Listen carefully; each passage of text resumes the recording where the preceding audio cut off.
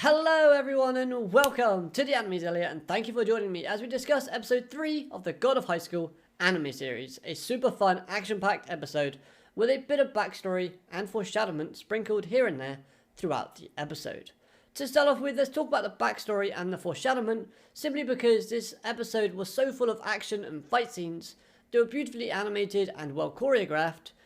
But I think that maybe thinking about that backstory and about the foreshadowing might pique someone's interest a bit more and see the episode in a different light. So, what do we have? We see more from Dawei Han's character, in terms of a possible reason as to why he's fighting. And the anime hasn't outright stated what he is fighting for, but from the information that we know thus far, if we combine it with episode 2 and this episode, then it's safe to assume that his reason involves his friend, who he visits in the hospital in this episode. As he is seriously in a bad condition, he looks to be life-threatening and needs a lot of medication, which again costs a lot of money. So Dawei Han's wish for the hospital bills to be paid for and money back in episode 2 wasn't that far from the truth. That's just collateral damage for the reason as to why Dawei wants to fight. Dawei is fighting so that his friend can get better and to have a happier life, so that his friend doesn't constantly have to fight every day, every second with the condition that his friend currently is in. That is the reason as to why Dawei wants to fight, is so that his friend can have a happier life and can recover to the best of his ability. So yeah, money would really help with that. It will pay for the hospital bills. Brilliant. Then again, with the tech that Mr. Park currently has, surely he could just heal him like that with a nanotechnology. You know, that was a weak click, but fine. And yeah, that's just something that's kind of got me scratching my head, but hopefully they expand on it a bit more.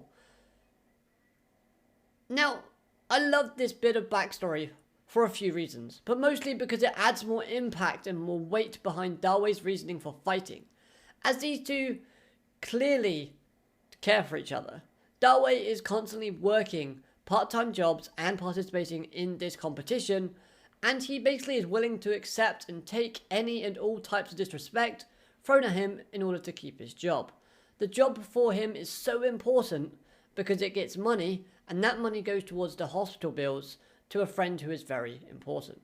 If these two were just normal friends that hung out every now and again, then, Dawei wouldn't feel this attached to him. But these two obviously have such a deep bond and a deep connection, and this episode helps to reaffirm that, and that just makes the fights more impactful.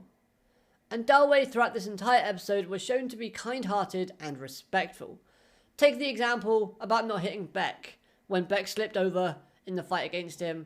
That would have been game over for Beck's character. But Dawei didn't want that. He didn't want the coward's way out. He has honor and he has respect for anyone who is willing to fight and stand by something that they believe in. Just like he will fight to protect those he cares about. And I think that's very admirable. There's a great trait to have in a character. And Dawei, just brilliant. Now, the piece of foreshadowing that comes from this episode is two lots. One, a fuzzy image in where we see someone with very similar eyes, like the cross star eyes that Mori Jin has, but they're blue. So what does this mean? Ooh. But the other piece of foreshadowing comes from Marjun Park, in where he seems to show interest and know something about Mori Jin, to the point where he's willing to test Mori with a life-threatening fruit. You've heard it here. Fruit is deadly. Well, apparently, according to the God of High School. I'm joking. Anyway. And then if we look at Marjun Park's kind of reaction, he's very happy to see Mori alive. Basically pairing with the phrase, let's test him to see if he's the real deal, and then he sees him come back after supposedly eating the fruit. Mori might not have, but we know he did. And just smiling. So that kind of confirms that whatever Marjun Park knows and wanted to test, succeeded. So congratulations, Mr. Park. Congratulations. And this was, just a nice little bit of foreshadowing, and hopefully we can see this expanded on in the future. Now, bearing in mind, this was a change in the anime from the webtoon counterpart, as It's not a really big deal or a big change, but the only thing that it does take away from the webtoon version is simply the fact is that we don't get shown a certain character. In the webtoon series, Mori goes down to the basement and finds this fruit while finding another character, and his condition after eating this fruit is a lot worse. Plus, the anime is doing a different route in showing just how shady Mr. Park actually is.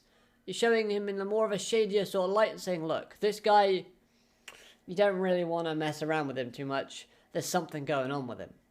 And you know what? I don't mind that change because, well, you'll see as the series goes on. So then the action, the fights. These were absolutely brilliant, and I personally preferred the Dawei versus Beck fight since the episode seems to favour and focus more on Dawei's character throughout the actual episode itself. Also, the line about how life is a battle and that you've got to keep fighting if you want to live was just so impactful simply because that was the line that Dawei remembered to keep himself going and to keep him fighting. It was almost like Dawei was saying to himself, you know, my friend is suffering way more than I am right now. So I need to continue this match and put my best effort into him because I'm fighting for him. Plus, we get to see the Fist of the Black Turtle, the Kick of the Red Phoenix, and the White Tiger, and then we get teased a fourth move. Now, I know the anime calls these differently, but that's what they call them in the webtoons, so that's what I'm going to refer to them as. Credit for Beck. He played the villain in Glass's role brilliantly. Plus, the one thing I really did like about this fight was that I'm actually reading the webtoons to the point where I've caught up with the entire series, and seeing how Beck's character is kind of developed, you're going to like it. Mira's match was good. It taught us that nails are sharper than wood and iron, as it managed to cut her opponent's body, who stated that my wrestling body is like iron. But no, in all seriousness, Maria's fighting without a sword, which we knew was pretty cool. I mean, she broke Morrigan's neck in episode 2, so I mean, we know that she can fight without a sword in her hand. But the wrestling lady, she was pretty cool. She has nice moves, and her wish, it was pretty funny. It got me to giggle. You know, it's silly comedy that this series has got that just makes you want to laugh even though you don't want to. So then, what was Mori Jin's punishment about interfering in the fight at episode 2? Well, his punishment was to fight Q, an executive. And I liked this match. I really was thinking though that this match was kind of short. But it did tease at some mysterious power that could be used for combat. As soon as Q summoned that clown, the GP scanner on the bracelets went absolutely crazy and just kind of spiked up. What does this mean? I have no idea. Well, of course I do. But come on, I gotta pretend I don't, because it's an anime review. And I love that line, take off your glasses, swipe, push, I win. That was great. In the webtoon, it was really enjoyable, and in the anime, it was also quite enjoyable. But I feel like Mori Jin put up a bit more of a fight in the webtoon series, and that he was more injured. I mentioned earlier that the only thing that the change does from Mori eating that fruit at home, as to him eating it in the kind of stadium building, is that when he meets that mysterious person in the webtoon series, that mysterious person causes him quite some damage and discomfort. So Mori Jin would be more injured and more kind of beaten up in this fight against Q, making it look like he's increased his power so much that he's able to put up a better fight against Q. I could be wrong, but I think that's how it played out.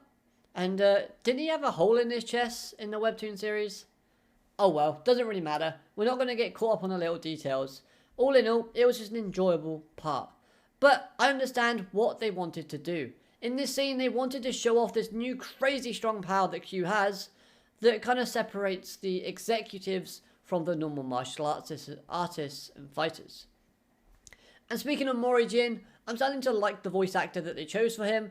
I think it fits him rather well, and yes, to go more comedic with his character, but hopefully it won't disappoint when it gets really serious as well. looking forward to it. Keep it up. Overall, I really enjoyed this episode, as it sets the audience up to kind of go, whoa, what's going on there? And why is he doing that or saying that? I mean, what's going on? It makes us think as the audience, and I really like it when an episode does that.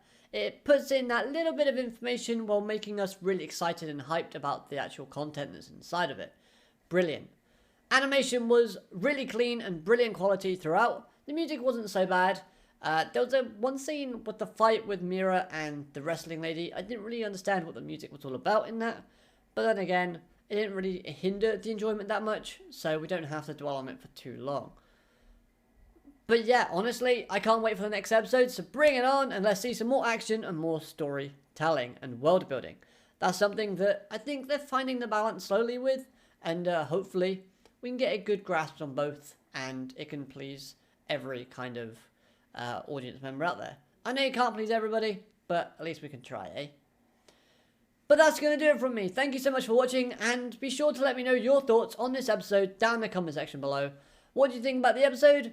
And if you like this video, make sure to hit that like button. And why not subscribe if you're new so you never miss a video from me. And until next time, have a great day. Alligator, matane. Goodbye.